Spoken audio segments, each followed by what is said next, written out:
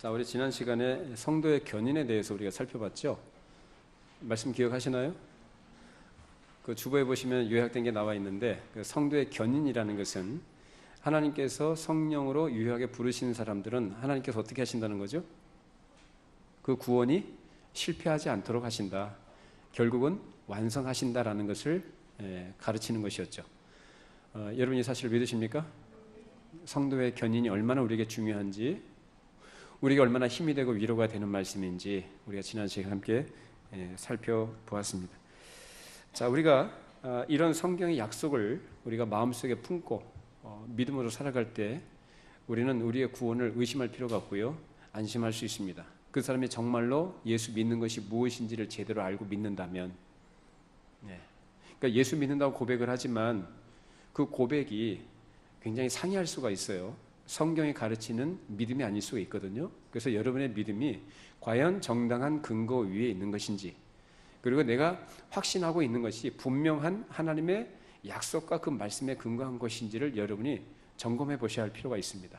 그렇다면, 그것이 맞다면 여러분은 어떤 상황과 조건 속에서도, 어떤 환경 속에서도 두려워하실 필요 없고요, 하나님께서 주신 약속의 말씀 꼭 붙드시고 믿음으로 인내할 수 있습니다. 믿음으로 인내하시기 바랍니다. 그래서 견인에 있어서 가장 중요한 건 뭐라고 그랬어요? 끝까지 인내하는 것이 참 믿음의 증거다라는 것을 함께 나눴던 부분이 바로 그것입니다. 자, 그런데 이런 하나님의 약속의 보증이 우리의 방종을 간과하는 것은 아니다라는 것을 늘 기억하셔야 됩니다. 우리를 하나님께서 구원하시기로 약속하셨으니까 그 약속 안에 있는 자들은 이제 다 됐다라고 얘기하면은 물론 다 됐죠. 어떤 의미에서 다 됐죠? 어떤 의미에서 다 됐어요? 우리의 구원이 끝난 거예요. 신분이라는 차원에서 우리의 구원은 완전히 끝난 줄로 믿습니다. 자, 근데 그걸로 끝나는 게 아니고 수준에 있어서 점진적인 어떤 자라남, 성화의 과정이 우리에게 주어진다는 거예요. 이게 참 어려운 얘기죠. 자, 그런데 내가 예수를 믿어서 구원받았습니다라고 확신하고 그것 때문에 감사하고 기뻐하고 즐겁게 살아가는 건 참 좋아요. 근데 그렇게만으로 이루어지는 것이 우리의 구원이 아니다라는 거예요. 왜 그렇습니까? 신분이 달라졌으면 그 신분에 걸맞는 자로서의 어떤 수준의 자라남, 그 과정이 있는데 그 과정을 성화의 삶이라 그렇게 얘기하잖아요. 그래서 성화의 삶이 항상 기쁘고 즐겁느냐? 이건 솔직하게 얘기해 보세요. 항상 기쁘고 즐거워요? 아무 문제 없습니까? 생각해 보시라고. 문제 많죠? 어려움이 있죠? 고통도 있고요. 언제 인생이 끝나나? 그건 몰라요. 하나님이 데려가셔야 데려가는 거예요. 그건 뭐라고 얘기하냐면 죽음이라고 그래요. 하나님이 불러가셔야 가는 거지, 내가 가고 싶다고 가는 것도 아니고 내가 원치 않는 데서 안 가는 게 아니에요. 자, 오늘은 이 죽음과 관련해서 우리가 생각해 볼 텐데, 이 죽음은요, 그런 의미에서 생각할 때 성화의 끝이다.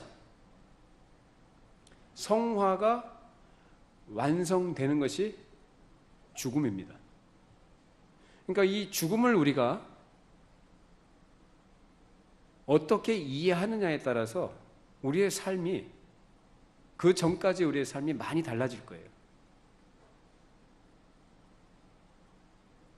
우리는 하나님께서 구원받은 하나님 백성들이 이 성화의 과정을 거쳐서 영화에 이르도록 하셨기 때문에 이 중간에 우리가 거쳐가는 이 점진적인 자라남 있는 어떤 그런 의미에서의 변화, 어떤 성숙, 만들어가는 이 과정이 좀 어려움 있고 고통스러워도 그래서 우리가 믿음으로 인내할 필요가 있는 것입니다.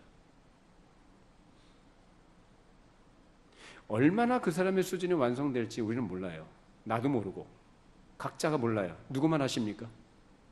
하나님이 아셔요. 그래서 우리 이제 예수님께서 이 땅에 재림하실 때 우리의 구원이 완성되는 거예요. 최종적으로 궁극적으로의 완성은 예수님께서 재림하실 때예요. 그 전에 우리가 죽는다고 한다면 그 죽음은 그런 의미에서 부분적인 완성이라 이렇게 얘기할 수 있겠죠. 개인적으로. 더 이상 우리가 수고 애쓸 필요도 없고요. 고통을 당할 일도 없어요. 죽으면. 그래서 이 예수님께서 재림하시는 때와 현재, 그래서 이 사이 시간과 그 과정을 거쳐가고 살아가는 우리의 삶이 성격이 어떤 것인지, 그래서 개인적으로 겪게 되는 그 죽음이 무엇인지, 그런 성격들이 무엇인지 한번 우리가 살펴보도록 하겠습니다. 사람이 이 세상에 태어난 것은 곧 죽음을 향해 가는 것이죠. 어린아이가 태어나면은 뭘 다 우리가 기뻐하고 박수하고 축하합니다. 또 생일을 당하면 그 태어난 날을 기념하면서 축하해 주죠. 축복해 주고. 자, 그런데 사람이 태어난 것은 곧 죽음을 향해 간다는 얘기입니다. 그래서 이 죽음이라는 것은 어느 누구도 피할 수 없는, 모두 다 가야만 되는 길이에요. 그래서 한 번뿐인 인생을 어떻게 하면 이 생을 보람되게 살 것인가, 어떻게 하면 복되고 의미있게 살 것인가라는 고민은 그래도 제대로 사고를 가지고 있는 사람이라면 다 갖고 있는 소원일 것입니다. 그래서 한 번뿐인 인생을 낭비하지 않도록 하기 위해서 정말로 정신을 차리고 제대로 살아가려고 애를 쓰기도 하고, 자신의 인생을 좀 더 보람있게 살아가려고 무던 힘을 쓰고 노력을 많이 합니다. 그래서 열심히 공부도 하는 것이고, 열심히 일도 하고, 나름 자기 인생의 계획을 세워서 그 인생의 계획을 따라서 자기가 어떤 단계마다 어떤 성취해 나가는 어떤 보람도 얻고 싶어 하는 것. 이것이 바로 우리가 살아가고 있는 현실이죠. 그래서 오래 살려면 어떻게 해야 된다? 몸에 좋은 것을 얼마나 먹어야 되며, 건강을 위해서 어떻게 몸을 가꿔야 되며, 운동을 얼마나 해야 되며, 여러 가지 얘기들을 많이 합니다. 정말로 처절합니다. 뭐 하기 위해서요? 오래 살기 위해서, 잘 살기 위해서, 한마디로 표현하자면 행복하기 위해서 처절하게 노력을 해요. 자, 그런데 어떻게 되죠? 결말이 죽음이에요. 돈 많아도 죽고, 명예를 갖고 있어도 죽고, 건강해도 죽어요. 근데 사람들은 이 죽음에 대해서 별로 생각을 안 해요. 자기가 살 것만 생각하지. 여러분 지난주 뉴스 보셨죠? 아파트 13층에서 불이 나가지고 일가족들이 참변을 당했죠. 고등학생 이제 여고생 하나가, 그 딸이 그 뜨거운 불길이 얼마나 무서웠는지 그걸 피하기 위해서 뛰어내렸대요. 그래서 추락해서 죽었어요. 우리와 똑같이 뉴스를 들었을 것이고, 우리가 똑같이 어떤 일상적인 얘기를 나눴던 사람일 것이고, 친구와 교제도 하고 맛있는 것도 먹었을 것이고, 앞으로 무엇을 어떻게 할 것이라는 건 마음에 나름 계획과 소원들이 있었을 거예요. 근데 그렇게 죽을 줄 누가 알았습니까? 그래서 죽음은 여러분들이 생각할 때 이 죽음이라는, 그러니까 뉴스를 통해서나 어떤 누구를 통해서 누가 돌아가셨대 그러면은 그랬구나, 그러니까 자기하고 상관없는 것처럼 생각을 해요. 아니죠? 저도 마찬가지면 여러분도 예외 없이 어떤 순간 하나님께서 여러분 데려가실지 몰라요. 그러니까 우리의 지금 현재 살아있는 우리의 삶과 이 죽음이라는 것은 종이 한 장 차이입니다. 바로 코앞에 있습니다. 그러니까 내가 원하든 원치 않든 누구나 다 죽음을 맞이하게 돼 있다는 것입니다. 자, 그럼 그 죽음이 어떻게 이 세상에 들어오게 됐는가? 우리 오늘 본문 말씀에서 가르치고 있죠. 로마서 5장 12절 말씀입니다. 그러므로 한 사람으로 말미암아 죄가 세상에 들어오고, 죄로 말미암아 사망이 들어왔나니, 이와 같이 모든 사람이 죄를 지었으므로 사망이 모든 사람에게 이르렀느니라. 여러분이 성경이 뭐라고 얘기합니까? 이 죽음, 즉 사망이라는 것이 뭐 때문에 왔다고 그래요? 죄 때문에 왔다고 그러죠. 근데 그 죄를 지은 사람이 누구라고 얘기해요? 한 사람이 누구예요? 우리의 시조요, 인류의 대표자로 세워진 아담이죠. 그 아담이 하나님 앞에 범죄함으로 인해서 하나님과의 관계가 파괴가 되어지고 죄로 이 세상을 오염시킨 장본인이 바로 아담이에요. 나는 그 아담의 죄에 참여하지 않았고 그때 태어나지도 어떻게 내가 죄인입니까? 아니죠. 대표자예요. 그는 우리 대표자이기 때문에 대표자가 죄를 지면 누가 죄를 지은 거예요? 우리 모두 다 죄인인 거예요. 대표의 원리입니다. 그래서 한 사람 때문에 죄가 들어왔고 모든 사람이 사망에 이르게 됐는데 한 사람이 순종함으로 모든 사람이 생명을 얻은 줄로 믿습니다. 그 한 사람이 누구예요? 예수님이시죠. 예수님이 십자가에 죽으실 때 죄 문제 처리하실 때 여러분 그 자리에 있었습니까? 없었죠. 우리에게 요구하신 건 뭐죠? 그거 믿기만 하라는 거예요. 여러분 믿습니까? 믿기만 하라고요. 참 쉬워요. 근데 참 어려운 거예요. 왜? 사람은 믿을 수 없기 때문에. 쉬운 거는 하나님이 하시니까 쉽습니다. 아담이 타락하기 전에는요, 어디서 살았습니까? 아담이 타락하기 전에 에덴 동산에서 살았죠. 에덴 동산의 뜻이 뭐죠? 기쁨의 동산이란 뜻이죠. 여러분 생명 있는 것에 기쁨이 있습니다. 그렇죠? 생명의 특징은 기쁨이죠. 즐거움이에요. 모든 게 모자람이 없어요. 만족하고 흡족해요. 그야말로 정말로 행복한 거예요. 그래서 아담이 하나님의 뜻에 온전하게 순종하고 하나님의 다스리심 속에 복종해 나갈 때는 그 에덴 동산에 조금도 모자람이 없었습니다. 온갖 모든 먹을 것을 마음껏 먹고 누리며 풍족했습니다. 그 스스로가 노력할 필요가 없었어요. 자기 인생을 스스로 가꿀 필요가 없었습니다. 누가 해주셨습니까? 하나님이 다 해주셨어요. 늘 하나님과 그런 친밀한 관계 속에서 하나님과 교제하고 하나님께서 주시는 모든 부유한 복을 누리며 살았던 것이 바로 아담의 삶이었습니다. 그야말로 이상적인 삶이죠. 자, 그런데 거기 뭐가 들어왔어요? 죄가 들어왔어요. 사탄이 유혹을 했죠. 너 저거 먹어도 돼. 안 죽어. 그 이전에 하나님께서 아담에게 어떤 경고를 하셨나요? 자, 그 한번 창세기 한번 2장 한번 찾아보시죠. 16절 17절 말씀입니다. 시작. 여호와 하나님이 그 사람에게 명하여 이르시되 동산 각종 나무의 열매는 내가 임으로 먹되 선악을 알게 하는 나무의 열매는 먹지 말라. 내가 먹는 날에는 반드시 죽으리라 하시니. 자, 이것이 하나님께서 아담에게 주신 경고의 말씀이었어요. 자, 이것은 곧 뭐였냐면 하나님이 인생에서라든지 또는 아담이 못 믿어서 이렇게 말씀하신 게 아니라 이것이 바로 하나님과 아담과의 관계를 정성적인 관계를 유지하는 안전장치였던 거예요. 무슨 얘기입니까? 하나님은 창조주시고 아담은 피조물이에요. 내가 나를 대신한 대리자로서 모든 것을 다 통치하도록 내가 너를 왕으로 세웠다. 그러니 너는 이 세상을 다스려라, 정복해라 말씀하셨죠? 왕이에요. 모든 짐승들도 복종합니다. 그렇게 자기가 왕처럼 군림하고 왕처럼 그렇게 위세를 부리며 살다가 선악을 알게 하는 나무를 볼 때 어떤 마음이 들었을까요?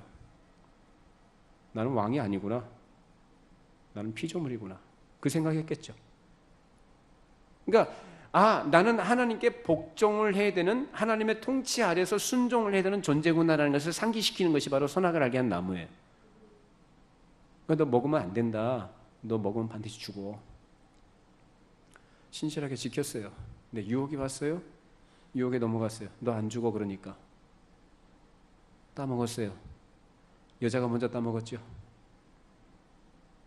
여자가 먼저 따먹고 남편에도 줬습니다. 그 따먹은 즉시로 아담에게는 중대한 변화가 나타나는데 그 마음과 그 감정에 이전엔 전혀 없었던 그런 변화가 생겼어요. 어떤 변화일까요? 하나님을 신실하게 의지하고 사랑하고 경외했던 그 하나님에 대한 친밀한 그 사랑의 감정이 있었는데 이제는 어떤 거예요? 적대적인 감정. 하나님을 원수로 여기고 하나님을 대적하고자 하는, 그리고 하나님을 두려워하는, 그 하나님을 피하고 싶어 하는 거예요. 그래서 어디에 숨었어요?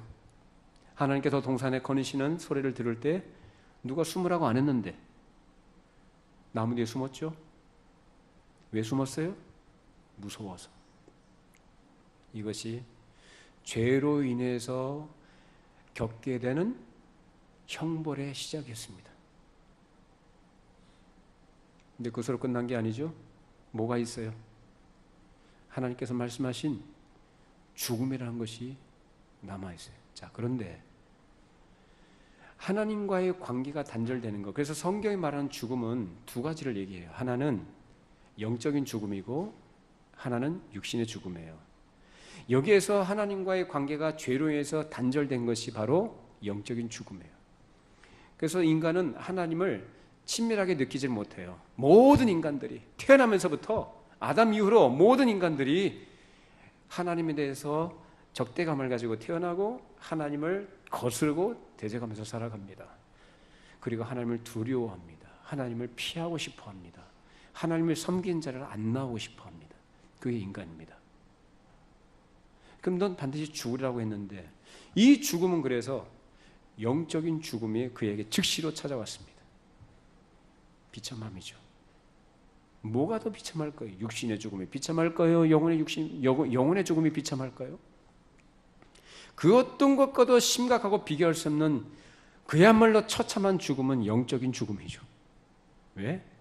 하나님과의 관계가 인간에게 생명인데 그 관계가 끊어졌는데 어떻게 인간이 행복합니까? 그 하나님과의 관계가 완전히 뒤틀려져 버렸는데 어떻게 인간이 만족을 누릴 수 있나요? 안 되게 되어 있습니다. 그래서 너는 반드시 죽을 것이라고 말씀하신 대로 아담은 그 즉시 영혼의 죽음을 경험합니다. 그뿐만 아니라 이제 하나님께서는 창세기 3장 15절에서 원시복음이라는 것을 그에게 약속을 하시죠. 은혜였죠. 죽어 마땅한 죄인에게 하나님께서 그 죽음의 형벌을 즉시로 내지 아니하시고 그 사망의 죽음의 형벌을 유예해 주신 거예요. 그래서 하나님께서 만드신 이 창조 세계를 다시 회복하실 구원 계획을 시작하신 것입니다. 이것이 이스라엘 역사고 이스라엘 역사를 갖다가 하나로 표현한 것이 바로 마태복음 1장에 나오는 족보얘기예요. 뭘 하신 거냐 하나님이? 죽어 마땅한 죄인들, 지옥에 가도 마땅한 죄인들을 구원하시기 위해서 하나님께서 그 은혜의 언약을 말씀하신 대로 그 언약을 신실하게 성취해 오신 내용들이 바로 예수 그리스도로 나타났다라는 거예요. 자, 좋아요. 그래서 누구든지 예수 그리스도를 믿으면 그 영혼이 살아난 줄로 믿습니다. 하나님과의 관계가 회복이 돼요. 생명의 관계가. 예? 이게 성경이 가르친 지식입니다. 하나님을 아는 지식이에요. 그래서 예수를 믿으면 누구나 사는데 안타깝게도 우리가 처해 있는 현실은 나 구원받았습니다. 너 구원받았습니다. 우리가 모두 기뻐합니다. 그것만이 아니다라는 거예요. 불완전함과 죄의 오염의 문제로 인해서 우리는 끊임없이 고통하면서 살아가는 우리의 현실입니다. 그리고 신불신간의 모든 사람들은 다 육신의 죽음을 경험하게 되어 있습니다. 다 죽죠. 사랑하는 사람을 떠나보내야 돼.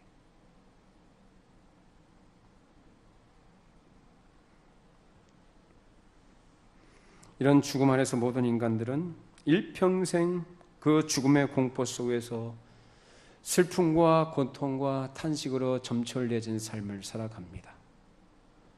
솔로몬이 한 말씀을 함께 나누시죠. 전도서 5장 15절 17절입니다.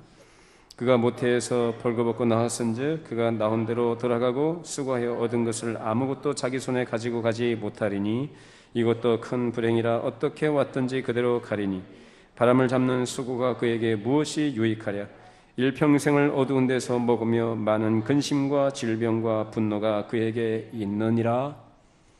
우리 현실 그대로 얘기하고 있죠. 솔로몬은 이 땅에서 누릴 수 있는, 구현될 수 있는 하나님 나라의 찬란한 영광을 맛보고 누렸던 사람이에요. 그래서 솔로몬이 지혜를 얻어서 뭐 부귀영화를 누렸다 여러분 그렇게 생각하지 마시고 바로 하나님께서 죄로 인해서 망가지고 상실되어진 그 에덴 동산의 영광을, 그 영광의 어떠함을 솔로몬을 통해서 보여주신 것이 그 당시 누렸던 영화예요.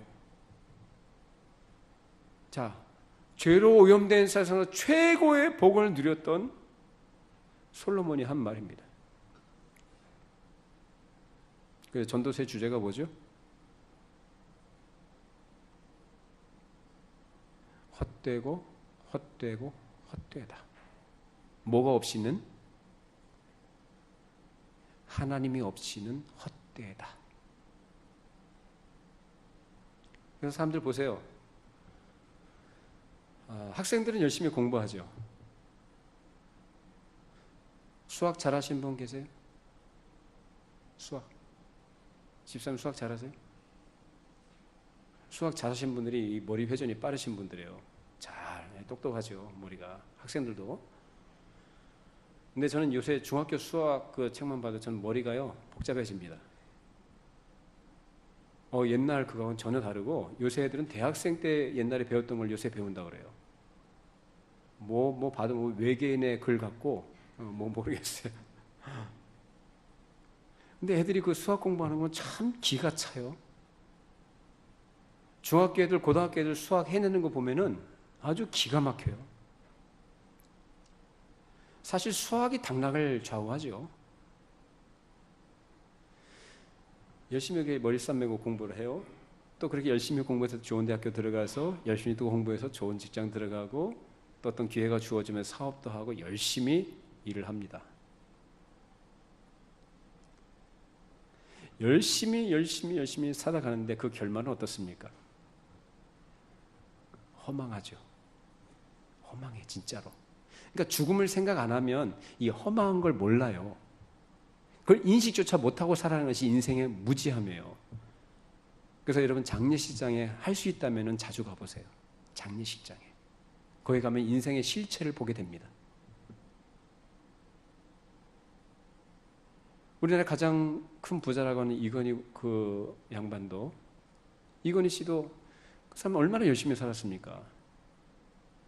그 사람의 주치의가 없었겠어요? 그 사람이 우리보다 좋은 곳은 다 잡수셨을 테고 건강관리 프로그램 아마 다 했던 사람이에요. 근데 어떻게 됐어요? 그 많은 돈과 그 많은 인력을 가지고도 자신의 건강 문제, 생명 문제 어떻게 못합니다. 그건 김일성도 그랬고 김정일도 그랬고 정지용 회장도 그랬고요. 결국 인생이 다 그렇게 끝나요. 너무 허무하죠. 허탈하죠. 그걸 뭘 위해서 살았냐. 국가와 인류에 이바지를 했습니까? 인간적으로는 그것이 칭송받을 일이고 공적일 수 있지만 그 영혼과 무슨 관계가 있나요? 사람이 그래서 구원을 못 받으면 정말로 안타까운 거예요. 정말로 인생이 비참한 거예요.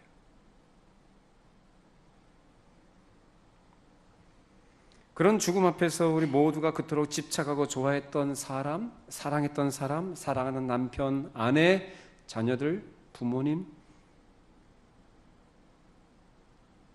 그토록 좋아했던 돈, 그토록 집착했던 자기 명예, 그토록 즐기고 싶어 했던 쾌락 다 놔두고 가요. 빈손으로 갔다가 빈손으로 가요. 그러니까 여러분 오늘 말씀을 통해서 인생의 실체를 바르게 깨닫기를 바랍니다. 이걸 모르고 그저 한 번뿐 인생 즐기고 노세, 이거는 짐승 같은 삶이에요.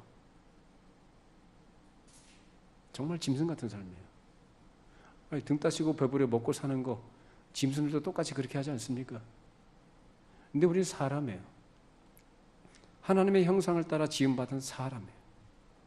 고귀한 존재로 지음받았어요. 고귀하게 살아야죠. 어떻게 하는 게 고귀하게 사는 거냐? 자기를 지으신 하나님을 아는 것이고 자기에게 구원의 생명을 주신 구원자가 누군지를 알아야 돼요. 그걸 모르면 누구나 다 그래서 짐승처럼 사는 거예요.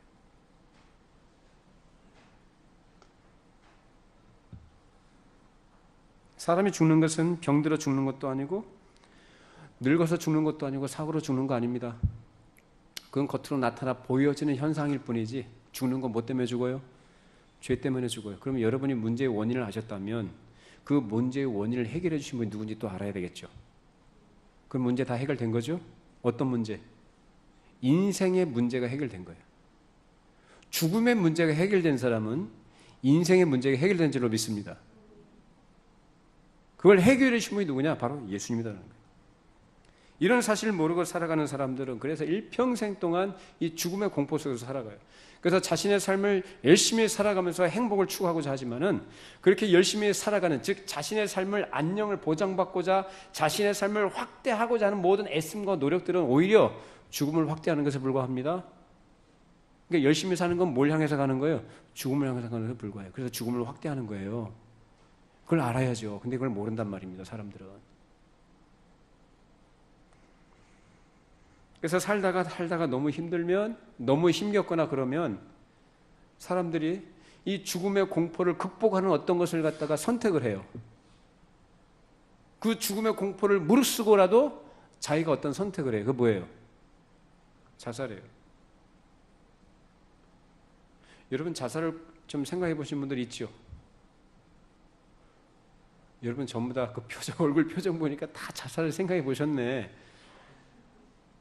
저는 어떤 것 같아요? 예? 저는 아닌 것 같아요? 사람 참 잘못 보시네요. 저도 옛날에 자살을 생각해 봤었어요. 여러분 중고등학교 때 한두 번 생각해 보는 사람 있습니까? 나 해봤죠.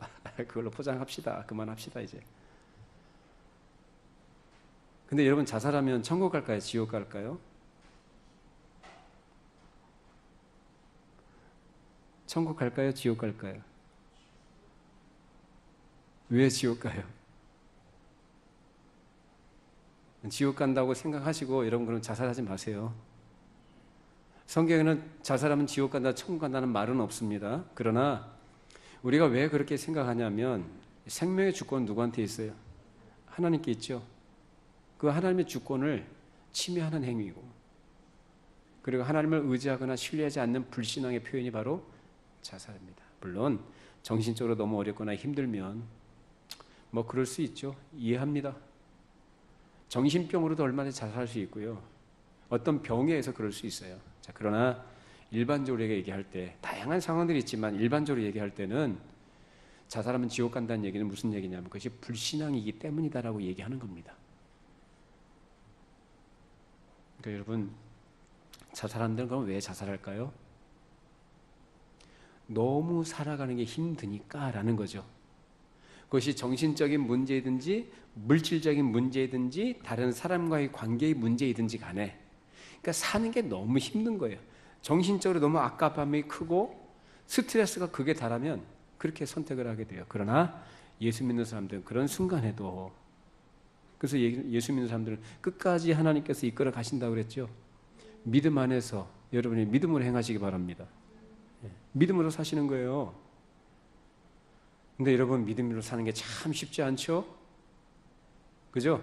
그러니까 여러분은 지금 은혜가 있으니까 아멘하고 그렇게 사라지다 동의를 하시는데, 내가 감정적으로 상태가 너무 극도로 안 좋아진다든지 어떤 정신적으로 어떤 심각한 상태에 있게 되면은 믿음으로 살아야지보다는 뭐가 더 앞서요? 자기의 감정이 더 앞서죠. 참 어려운 문제입니다. 그러니 은혜가 있어야 되겠죠.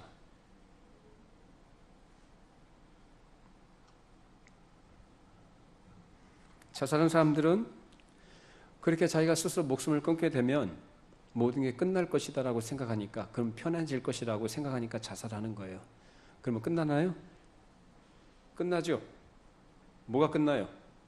자, 빚을 많이 졌다면 그 돈 문제 끝나죠. 그래요? 여기 보세요. 빚을 많이 진 분들이라면 그 빚 때문에 너무 시달리다가 이제 죽게 되면 그 빚 문제 끝나죠. 죽은 사람한테 추심을 하겠어요? 안 한단 말이에요. 끝난단 말이에요. 그 다음에 어떤 사람과의 관계 때문에 너무 힘들어서, 견디기 힘들어서 목숨을 끊으면 끝납니까? 끝나죠. 뭐가 끝나요? 그 사람과의 관계로 인한 고통, 그게 끝나요. 그러니까 자살해요. 근데 그게 끝이 아니에요. 그걸 알아야죠. 그게 끝이 아니에요. 자, 우리 히브리서 9장 27절 보시죠. 한 번 죽는 것은 사람에게 정해진 것이요 그 후에는 심판이 있으리니. 자, 여기 한 번 정해진 거예요. 죽는 건 다 정해져 있는데 그 후에 뭐가 있다고 그래요? 심판이 있다. 그 심판이라는 것은 선악간의 하나님께서 주시는 상벌을 얘기합니다. 자, 로마서 2장 6절 8절이죠. 하나님께서 각 사람에게 그 행한 대로 보응하시되 참고 선을 행하여 영광과 존귀와 썩지 아니함을 구하는 자에게는 영생을 하시고 오직 당을 지어 진리를 따르지 아니하고 불의를 따르는 자에게는 진노와 분노로 하시리라. 뭐라고 합니까? 각 사람에게 그 행한 대로 보응하신다. 그래서 참고 선을 행하여 라는 것, 참는 것은 뭘 얘기할까요? 믿음입니다. 선을 행한다는 건 뭐죠? 하나님 보시기에 좋은 거예요. 뭐 여러 가지가 있겠죠. 그러니까 여러분 참고 선을 행하시기 바랍니다. 힘들다고 그냥 끊어버리지 말고 참고. 그래서 믿음, 참 믿음은 참는 거에 인내예요. 그래서 참된 믿음의 특징은 일관성 있는 거예요. 끝까지 가는 거예요. 근데 그 근거를 바르게 하셔야죠. 그렇게 참고 선을 행한 자에게 하나님께서 뭘로 갚아주신다? 영광과 존귀와 썩지 아니함을 구하는 그런 삶이 영생으로 하시고, 그 다음에 당을 짓는다. 이 당을 짓는 건 불신앙을 얘기합니다. 하나님을 대적하는 자리에서 진리를 따르지 않고 그렇게 살아가는 사람들에게는 진노와 분노로 하시겠다. 이런 말씀이 여러 군데 있는데 마태복음 16장 26절 27절 같이 한번 읽어보시죠. 사람이 만일 온 천하를 얻고도 제 목숨을 잃으면 무엇이 유익하리요? 사람이 무엇을 주고 제 목숨과 바꾸겠느냐? 인자가 아버지의 영광으로 그 천사들과 함께 오리니 그때에 각 사람의 행한 대로 갚으리라. 각 사람의 행한 대로 갚으십니다. 상급에도 차이가 있습니다. 우리 천국에 가면은 동일한 상급을 받을까요? 아니면 어떤 차이가 있을까요? 천국은 어떤 것이죠? 완전한 것이죠. 그죠? 모든 것이 충만하고 완전한 것이죠. 그러면 상급이 각 사람마다 차이가 있을까요? 없을까요? 있죠. 차별이 아니고 차이예요. 하나님은 우리를 차별하지 않으세요. 그러나 상에 있어서는 차이가 있어요. 참고 선을 행하면서 끝까지 하나님을 기뻐하고 하나님의 영광을 위해서, 하나님 나라를 위해서 충성을 다하는 종들에 대해서는 그가 행한 대로 그만큼 갚아주실 거예요. 참고 선을 행하시기 바랍니다. 여러분의 수고가 결코 헛되지 않은 줄로 믿으시기 바랍니다. 정말 헛되지 않을 거예요. 어떻게 알죠? 말씀을 통해서 알잖아요. 그리고 분명히 우리가 확인할 날이 올 것인데 그때가 언제냐? 천국 가서. 구원 자체는 영광되고 동등하지만 상은 차이가 있어요. 여러분 그런 상을 많이 받으시기 바랍니다. 우리는 이 땅에 있는 동안에 하나님이 주신 우리의 시간이, 우리가 살아 숨쉬는 이 생명이라는 것이 얼마나 귀한 것인지를 알아야 돼요. 어제 저녁에도 많은 분들이 이 세상을 떠났을 텐데 그 죽음을 목전에 두고 그분들이 가졌던 간절한 마음의 소원은 뭐였을까요? 오늘 우리가 지금 살아가고 있는 삶이겠죠. 그 사람에게 무슨 돈이 더 필요하겠어요? 무슨 좋은 자동차가 필요하겠습니까? 무슨 대학 합격이 필요하겠습니까? 그 사람한테 무슨 좋은 집이 필요하겠습니까? 뭐가 필요하겠어요? 사는 거예요. 생명이에요. 그토록 갈급하게 절박하게 소원했던 그 소원의 시간을 저와 여러분이 살아가고 있습니다. 하루하루 감사하시고 귀히 여기시고 여러분의 삶을 소중하게 갖고 가시기 바랍니다. 정말은 중요한 말씀 아닙니까? 언젠가 우리 모두 다 죽음을 맞이하게 될 것이고 이 세상과 작별할 날이 있게 될 것인데, 이 죽음에는 두 종류의 죽음이 있어요. 하나는 불신자의 죽음이고 하나는 신자의 죽음이에요. 자, 그럼 이 불신자란 누구를 말할까요? 교회 밖에 있는 사람을 말할까요? 얼마든지 교회 안에도 불신자들이 많이 있습니다. 저는 여러분들이 그냥 쭉정이 같은 사람이 아니라 정말 그 마음속에 꽉 차 있는 알곡 같은 그런 신자들이 되기를 바랍니다. 여러분은 신자가 되셔야 되는 것이고 신자로 사셔야 돼요. 그냥 분위기에 휩싸여서 그냥 속도 없이 채워지는 것도 없이 그냥 붕붕 떠서 사지 마시고 속 내용을 말씀으로 채워가시기 바랍니다. 그게 진짜거든요. 그래서 이 신자와 불신자의 차이점이 있는데 뭐냐면은 불신자의 죽음은 그것이 최종적인 형벌과 심판의 의미가 있습니다. 그래서 불신자들이 죽음을 맞이할 때는 저는 제가 존경하는 어떤 목사님이 하시는 말씀을 들은 적이 있어요. 그리고 이 말은 여러 사람으로부터 들은 얘기인데 어떤 불신자로 살다가 죽은 사람들은요, 죽기 직전에 자기를 데리러 오는 어떤 그 죽음의 사자가 보이는가 봐요. 그렇게 해서 그래서 안 끌려가려고 이게 최종적인 끝이다라는 걸, 영원한 형벌로 들어가는 것을 알기 때문에 본능적으로 알거든요. 극도의 공포심에서 사력을 다해서 안 끌려가려고 합니다. 그래서 어떤 경우에는 진액이 나온대요. 너무 힘을 써가지고. 평안이 없죠. 끝나는 거예요. 그것으로, 즉시로. 억울해서 죽어가지고 구천을 떠드는 그런 거 없습니다. 모든 영혼들은 죽는 그 즉시로 정해진 곳으로 가는 줄로 믿으시기 바랍니다.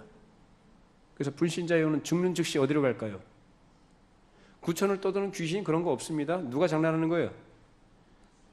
마귀가 장난하는 거예요. 사람들 미혹하는 거예요. 조상신 그런 거 없어요? 다 귀신이 장난하는 거. 마귀가 조상신으로 가장해서 꿈에도 나타나기도 하고 자기한테 제사하라고 하고 그런 거예요. 하나님 못 섬기게. 그 속지 마세요.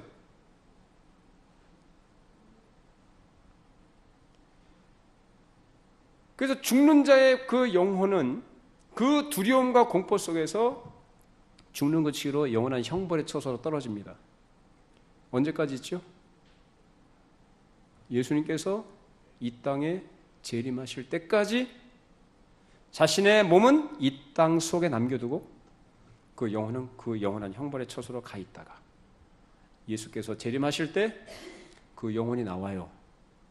나와서 자기가 땅 속에 남겨두던 육체와 결합을 해서 부활합니다. 그리고 산채로 지옥에 던져지는 것이 최종적인 형벌의 끝입니다. 여러분, 이거 아주 정말 중요한 얘기죠. 이러한 내용에 대해서 예수님께서 하신 말씀이 좋은 예가 있습니다. 자, 우리 누가복음 16장 22절 26절입니다. 이에 그 거지가 죽어 천사들에게 받들려 아브라함의 품에 들어가고 부자도 죽어 장사되매 그가 음부에서 고통 중에 눈을 들어 멀리 아브라함과 그의 품에 있는 나사로를 보고 불러 이르되 아버지 아브라함이여 나를 긍휼히 여기사 나사로를 보내어 그 손가락 끝에 물을 찍어 내 혀를 서늘하게 하소서. 내가 이 불꽃 가운데서 괴로워하나이다. 아브라함이 이르되 예 너는 살았을 때 좋은 것을 받았고 나사로는 고난을 받았으니 이것을 기억하라. 이제 그는 여기서 위로를 받고 너는 괴로움을 받느니라.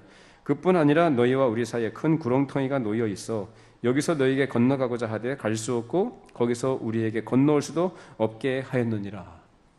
자, 여기 보면 여러분 아주 리얼하죠. 예수님이 두 세계가 있다는 것을 하나님이신 예수님 당신께서 친히 하신 말씀이에요. 이거 누가 만드신 거예요? 그분이 만드신 거예요. 그분이 가장 잘 아시죠, 정확하게. 자, 부자와 나사로, 그럼 이 땅에 호의호식하고 잘 먹고 잘 살면 지옥 가고 가난하게 살면 천국 간다, 그 얘기하는 게 아니죠. 하나님으로 부여하지 못한 자를 부자라 얘기해요, 성경에서는. 하나님을 모르고 자기로 만족하고 세상 것으로 만족했던 사람을 부자라 얘기해요. 그러니까 돈이 없어도 부유한 자가 있을 수 있어요. 가난하다고 해서 다 천국, no. 가난해도 얼마든지 자기 자신을 부유한 사람 많아요. 그런 사람들은 다 어디로 간다고 합니까? 지금 여기? 지옥이라고 해요. 지옥. 뜨거운 불꽃 때문에 극심한 고통을 당하는 거예요. 언제까지요? 영원토록이에요. 그래서 예수님께서 말씀하신 두 개의 길이 있는데 두 개의 나라로 들어간다. 그래서 하나는 영 버리고 하나는 영생이다 말씀하십니다. 그리고 이것은 한 번 정해지면, 그래서 이 땅에 있는 동안에 모든 사람들은 두 길을, 둘 중에 하나를 걸어가게 되는데 하나는 영생의 길을 걸어가는 사람이고 하나는 영원한 형벌의 길을 걸어가는 사람이에요. 이 세상에서 그 결정이 되는 거예요. 최종적으로 죽음은 그래서 그 영원한 세계로 들어가는 관문이다라는 것입니다. 죽음은 그래요. 이 사람들이 죽었잖아요. 부자도 죽고 이 나사로 죽어가지고 하나는 아브라함의 품으로 묘사된 천국에 갔고, 이 부자는 음부에 떨어진 거예요. 그리고 한번 들어가면 그것은 이제 최종적인 끝입니다. 바뀔 수가 없고 건너올 수도 없고 건너갈 수도 없습니다. 그런 여러분, 이 땅에 있는 동안 어떻게 살아야 될까요? 누구나 다 이 둘 중에 하나의 길을 걸어간다고요. 그리고 최종적인 결말을 그렇게 당하게 될 것이라고 그래요. 무엇을 통해서? 최종적으로 죽음을 통해서. 그러니까 우리가 이 땅에서는 어떻게 살아야 되느냐? 따라 삽시다. 잘 삽시다. 잘 살아야죠. 그러면 어떻게 하는 게 잘 사는 걸까요?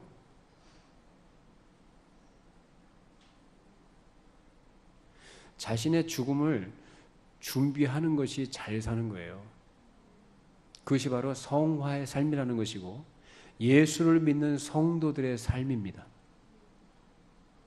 근데 많은 사람이 이거 생각 안 하죠? 예수 믿고 구원받았으니까 감사하고 기쁩니다. 그리고 끝이에요.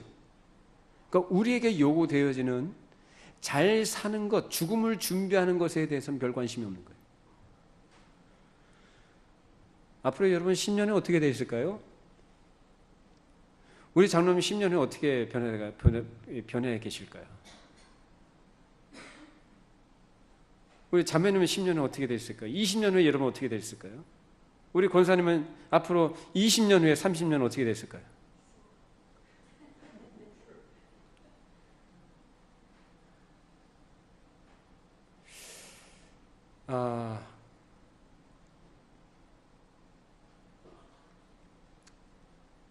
사람들은요, 젊어서 자기가 노후에 어떻게 편안하게 살 것인가라는 노후 대책에 대해서 많은 고민을 하고 그걸 준비를 미리미리 하는 지혜를 발휘합니다.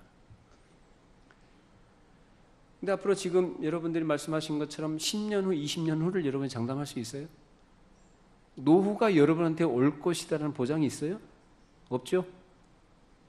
그러나 죽음은 누구한테 와요? 누구한테나 예외 없이. 그러니까 뭘 준비해야 될까요? 노후 준비하는 게 아니고 죽음을 잘 준비하세요. 그게 지혜로운 것입니다. 우리가 죽음을 잘 준비하며 산다는 것은 정말로 하나님의 뜻이 무엇인지를 바르게 말씀을 통해 이해를 하고 그 하나님을 진실하게 사랑하려 애를 쓰고 그 하나님을 경외함으로 섬기며 사는 것이 죽음을 잘 준비하는 거예요. 그렇게 해서 때가 돼서 하나님께서 그 영혼을 데려가시면 그 영혼은 영혼의 평안함을 누리며 죽음을 맞이합니다.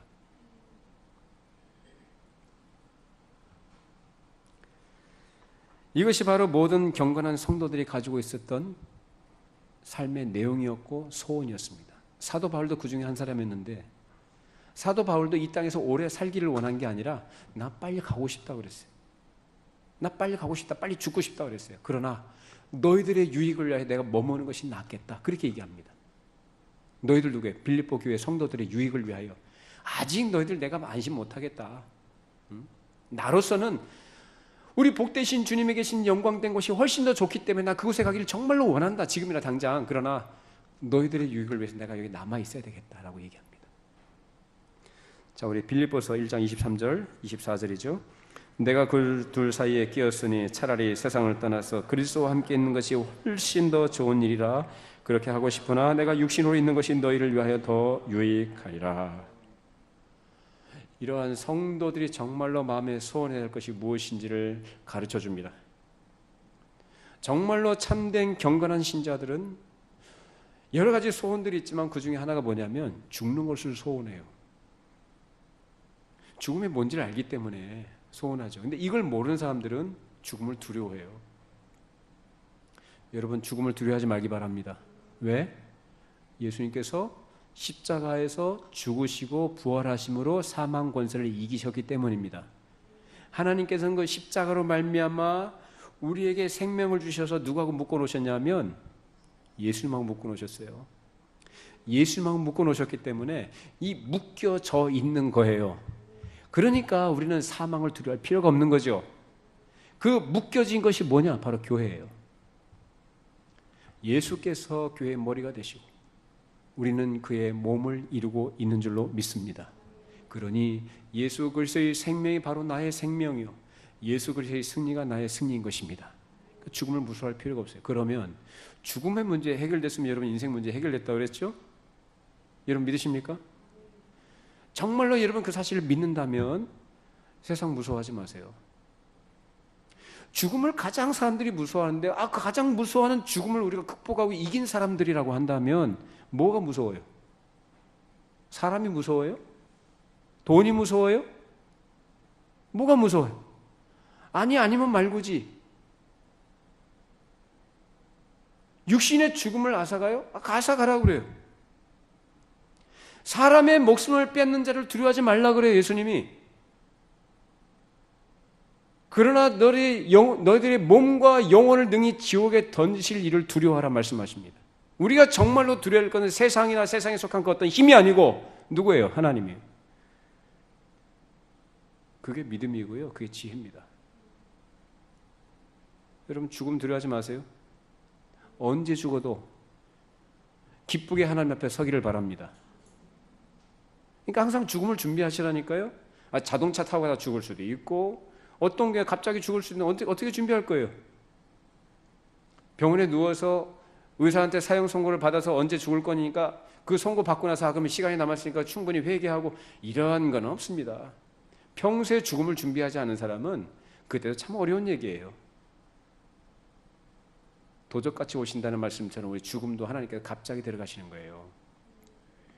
그러니 평소에 자신의 죽음을 준비하는 것이 지혜로운 것입니다.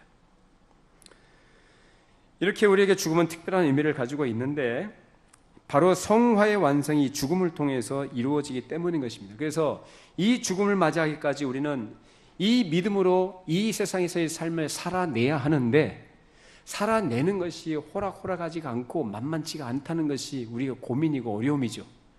그래서 때때로는 죽음의 고통과 같은 거 어려움을 겪기도 합니다. 마음으로나 정신적으로나 실제적인 육체적으로나 환경적으로 그런 죽음의 고통을 경험하는 때가 있는데, 근데 하나님께서 그 고통을 겪게 하심으로 그런 극심한 어려움, 여러분 딴 얘기하지 말고 죽음의 고통이라고 표현합시다. 여러분이 각자가 처해 있는 환경과 여러분이 경험하는 것이 다 다를 수 있지만 죽음의 고통이라고 표현합시다. 근데 하나님은 일반적으로 우리를 그렇게 다루셔요. 로마서 8장 28절 말씀 읽어보시죠. 우리가 알거니와 하나님을 사랑하는 자 곧 그의 뜻대로 부르심을 입은 자들에게는 모든 것이 합력하여 선을 이루느니라. 하나님의 자녀된 자들에게 모든 게 선을 이룬대요. 모든 것이라는 표현 속에 뭐가 들어가 있을까요? 우리가 좋아하는 것, 우리가 기대하고 원하는 것만 아니죠. 우리가 원하지 않는 것, 피하고 싶은 것, 아닌 것이라고 생각하는 모든 것마저도, 심지어 죽음마저도 합력하여 선을 이룬다라고 말씀합니다. 그것을 히브리서에서는 징계로 표현하기도 합니다. 고통을. 그래서 이 고통은 하나님께서 그 자녀들의 선한 유익을 위하여, 신령한 복의 유익을 위하여 사용하시는 방법이다라는 거예요. 우리 자녀들이 잘못하게 되면 징계하죠. 사랑하니까 징계합니다. 잘 되라고, 유익을 위해서 하죠. 어떤 부모가 자식 못 되라고 자식이 그렇게 고통을 가하기 위해서 그렇게 하는 부모가 누가 있겠어요? 정상적인 부모라면 없어요. 그런 부모. 하나님은 우리에게 그러하시단 말이에요. 물론 우리가 잘못할 때, 우리가 또 하나님 앞에 범죄할 때 하나님께서 우리를 징계하시기도 하지만, 그 징계라는 것은 반드시 그 고통이라는 것이 내가 반드시 잘못했기 때만 주어지는 것은 아니다라는 거예요. 우리의 유익을 위한 것이라면 하나님께서 우리의 고통을 겪게 하시기도 합니다. 믿으십니까? 그렇기 때문에 내가 겪고 있는 어려움이든지 죽음의 고통과 같은 환경이나 상황이나 어떤 조건이라 할지라도 그것을 너무나 부정적으로만 피하려고만 보지 마시고, 그 가운데서 하나님의 뜻이 무엇인지를 헤아리고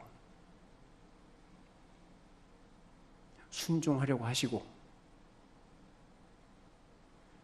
모든 일에, 모든 상황 속에서 신실할 필요가 있습니다. 좋으면 좋다고 웃고 힘들어 죽겠다고 난리치고 그러지 마시고, 사실 우리 신앙생활 하면서 기쁘고 즐거운 일들보다는 사실 어려움이 많죠. 그런 가운데서 이것이 하나님의 나를 연단하시는, 나를 온전케 하시는, 내 성화의 어떤 완성을 위해서 일하시는 그런 과정이다 생각하시기 바랍니다. 그러니까 고통이 나쁜 게 아닙니다. 약입니다. 고통스러운 일이 있죠. 약이에요. 지나고 오면 압니다. 당장은 힘들어서 그런 걸 생각 못할 수 있지만, 그래서 끝까지 인내하시라고요. 지나가 보면 알아요. 그러므로 우리 모든 그리스도인들은 이 땅에서 성화의 삶을 부단히 추구하고 살아가야 하는 것입니다. 예수를 믿는 성도라고 하지만 어떤 사람들은 불순종하고 게을러서 아주 성화를 이룬 것이 너무나 얕을 수 있어요. 너무나 수준이 낮을 수 있어요. 어떤 사람들이 일체의 순종함과 부지런함으로 하나님을 섬기고 믿음으로 살아가면서 성화를 많이 이루기도 합니다. 그러므로 우리 인생의 결말을 당할 때 그 죽음은 우리 인생의 최종적인 성적표를 할 수도 있어요. 성적표. 우리 학생들이, 고등학교 학생들 생기부라는 게 있죠. 평소에 선생님이 보셨을 때 평가하는 기록입니다. 얘는 어떤 것이 어떤 모자람이 있고 어떤 부족함이 있고 이런 장단점을 기록하죠. 그거 가지고 대학교 가죠. 평가를 잘 받아야죠. 그러나 오해하지 마세요. 우리가 어떻게 하는 것에 따라서 천국을 간다 그게 아니라 하나님 앞에 평가를 받는 때가 있다라는 거예요. 여러분, 인생의 성적표를 잘 꾸려가시기 바랍니다. 성적표예요. 여러분 지금 어떠한 길을 걸어가고 있으며 어떠한 상황 속에 여러분의 영혼의 문제를 갖고 있습니까? 성화를 많이 이룬 사람하고 그렇지 못한 사람의 차이는 하늘과 땅 차이예요. 부지런히 하나님께 순종을 하고 열심히 하나님 말씀에 따라갈 애를 쓰는 것만큼 많은 성화를 이룰 것이고, 그렇지 않고 게으르면 게으를수록 현저하게 떨어질 것입니다. 물론 우리가 열심히 노력한다 우리의 성화가 완성되는 건 아니죠. 그러나 하나님의 인정하심과 칭찬은 현저하게 차이가 날 것입니다. 우리 하나님 앞에 설 때 기쁨으로 서고, 또 설 뿐만 아니라 하나님께서 주실 칭찬과 인정과 상급을 풍성히 받아 누리도록 우리 남은 생에 하나님 앞에서 신실하게 살아가시기를 바랍니다.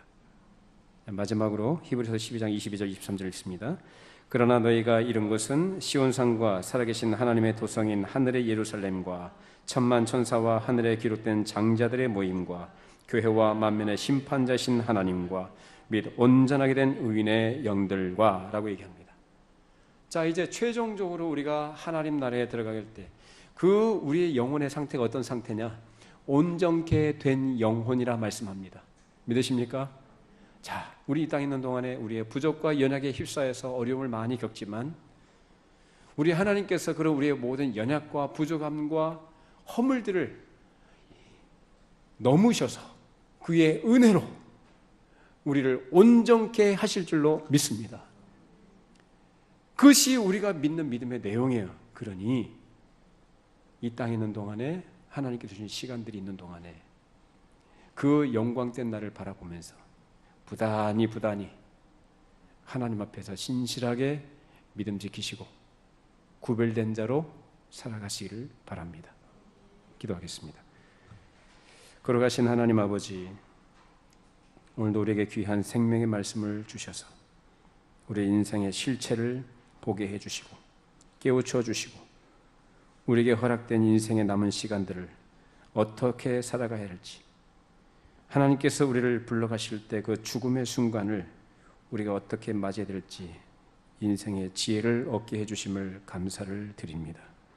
주님, 주님께서 그리스도 안에서 우리에게 허락하신 생명이 영원한 것임을 알기에 그 영원한 나라에 들어가기에 합당한 자로, 또한 그 영원한 나라에 들어가기에 적합한 인생으로, 그러한 사람으로 하나님의 자녀로 준비되어지는 모든 인생의 과정들을 하나님의 은혜를 구하며 믿음으로 잘 감당케 해주시고 우리 인생이 죽음을 잘 준비한 인생으로 주 앞에 서게 하여 주셔서 하나님 앞에 칭찬과 존귀와 영원한 상급을 받을 수 있는 모든 성도들이 다 될 수 있도록 은혜를 내려 주시옵소서.